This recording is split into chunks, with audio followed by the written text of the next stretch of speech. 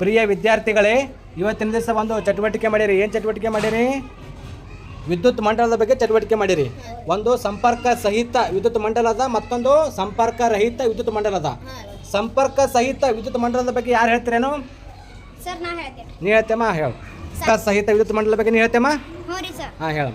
ಸಂಪರ್ಕ ಸ್ಥಾನವು ವಿದ್ಯುತ್ ಬಲ್ಬ್ ಬೆಳಗಿಸಲು ಒತ್ತುಗುಂಡಿಯ ಸಂಪರ್ಕ ಸ್ಥಾನದಲ್ಲಿದ್ದಾಗ ಮಾತ್ರ ಬಲ್ಬ್ ಬೆಳಗುತ್ತದೆ.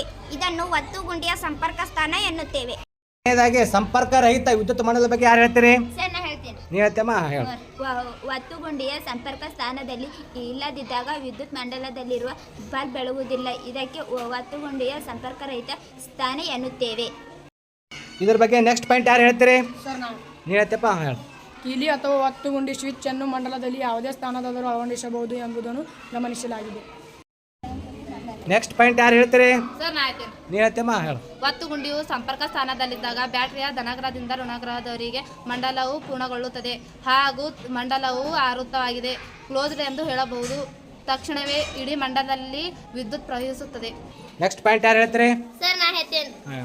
ಒತ್ತುಗುಂಡಿ ಸಂಪರ್ಕ ರಹಿತ ಸ್ಥಾನದಲ್ಲಿದ್ದಾಗ ಮಂಡಲ ಅಪೂರ್ಣವಾಗಿರುತ್ತದೆ. ಇದನ್ನು ತೆರೆದ ಮಂಡಲ ಓಪನ್ ಎನ್ನುವರು. ಈಗ ಮಂಡಲದ ಯಾವುದೇ ಭಾಗ ವಿದ್ಯುತ್ ಪ್ರವಹಿಸುವುದಿಲ್ಲ.